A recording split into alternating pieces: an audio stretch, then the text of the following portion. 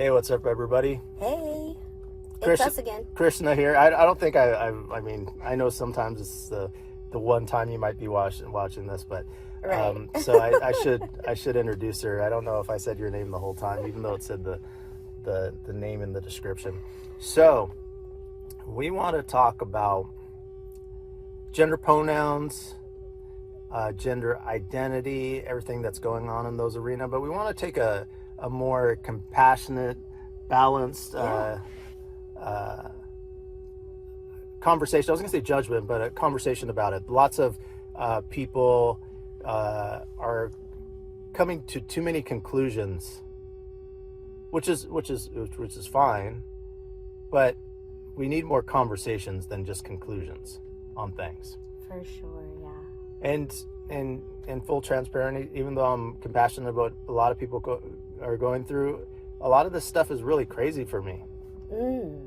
Because a lot of the things that we're doing, right or wrong, a lot of the determinations that we come to took many years of evolution to come to, like millions and millions of years of evolution. And then all of a sudden we're going this way. And I was somebody that when I got on Facebook, however many years ago 15 plus, maybe 20, I don't even know the numbers on that. I was like questioning everything. And then like even I'm catching myself when I said question everything, and I'm not saying everybody heard me, but that was one of the things that I said. I'm like, God, man, everybody's questioning everything. When I said that, I didn't mean this.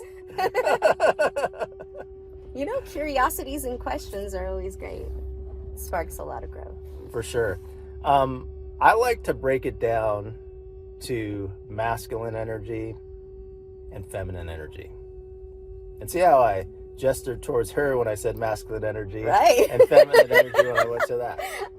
I guess I'm in the masculine today. Because we're all made up of masculine and feminine energy. For sure, yeah, for sure.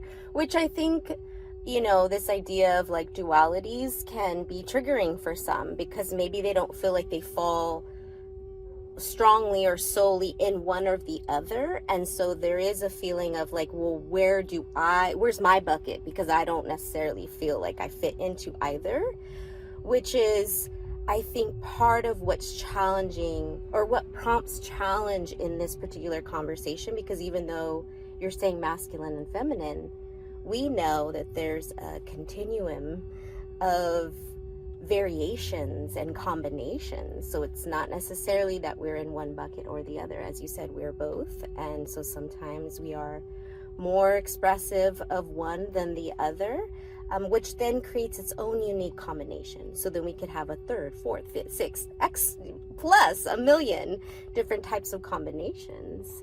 So that the way I hear it is it's as far as gender. So when you're born, you're given a sex. Right. Male or female.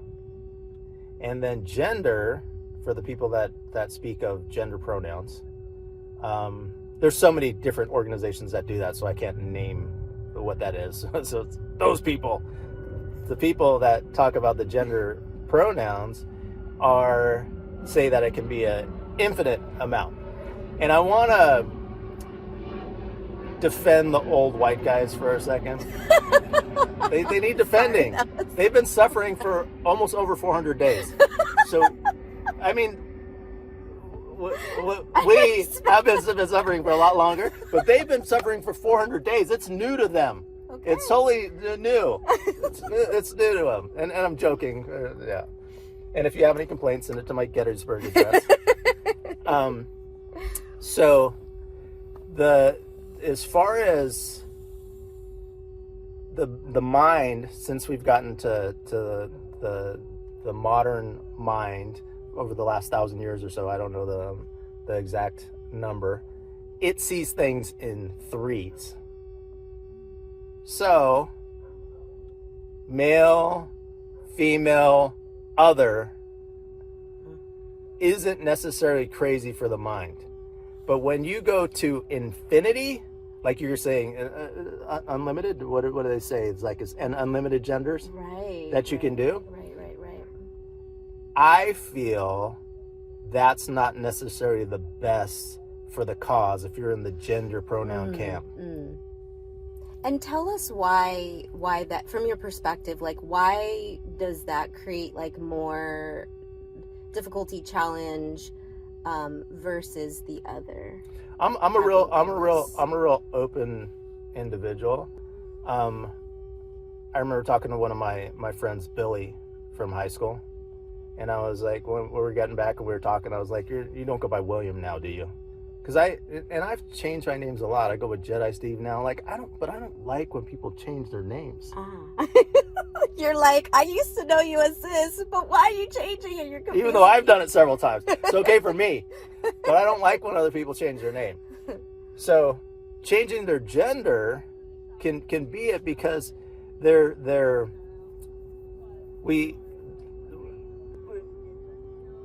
I've embraced change, but I don't like change. So for the fact of people changing a lot of different things, and your gender